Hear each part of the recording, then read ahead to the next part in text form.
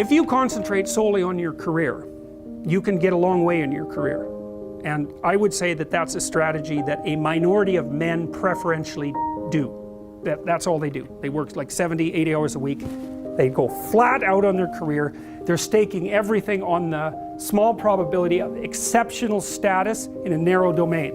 But it's hard on them. They don't have a life. It's very difficult for them to have a family. They don't know how to take any leisure activity. Like, they get very one-dimensional. Now, it may be that unidimensionality is the price you have to pay to be exceptional at one thing, right? Because if you're going to be something like a genius level mathematician and you want to do that or a scientist, say, it's like you're in your lab all the time, you're working 70 hours a week or 80 hours a week, you're smart, you're dedicated, you're unidimensional, and that's how you get to beat all the other people who are doing that. It's the only way.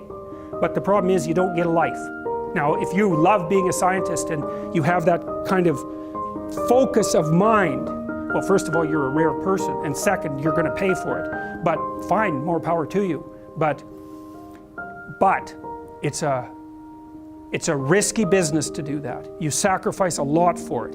You know, and I would say most often, if you're speaking about having a healthy life, that isn't what you do. You spread yourself out more. So, you know, you have a family, you have some things that you do outside of work that are meaningful to you and useful. You have a network of friends. Well, those 3 things alone, or 4 things alone, are plenty to keep you well oriented. And then if one of those things collapses, you know, everything doesn't go. Now, the price you pay for that is the more you strive to optimize that balance, the less likely you are to be fantastically successful at any single one of them. But you might have a very, you know, if you consider your life as a whole, that might be a winning strategy. One of the things Carl Jung said, I really liked this. He thought that men went after perfection and women went after wholeness. So they're different value, they're different, there's something different at the top of the value hierarchy. So perfection would be stake it all on one thing and look for radical success. Not that all men do that, because they don't, but we're talking about extremes, at least with regards to the men that do that. The wholeness idea is more like, well, it's like I want one thing in my life to be 150%, or I want 5 things in my life to be 80%. Well, there's a lot more richness in a life where you have 5 things operating at 80%, but you're not operating at any of them at 150%. So, and I really believe this because I've watched men and women go through their careers now for a long period of time, and one of the things that, there's lots of things that produce this, but one of the things that I've noticed is that mostly women in their 30s bail out of unidimensional careers. They won't do them.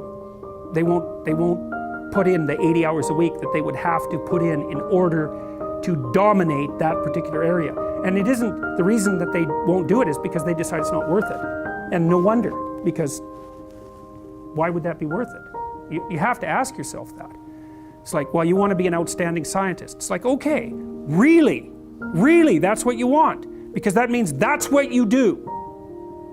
Because you're competing with other people, you know, they're smart, they're hardworking, and if you want to be at the top, you have to be smarter and work harder than any of them. And working hard means working long hours. I mean, it also means working diligently, but in the final analysis, it's also an additive issue. If I'm smart and hardworking and I can crank out for 70 hours a week, and you do it for 30, it's like, in 2 years, I'm so far ahead of you, you will never ever catch up. So, anyways.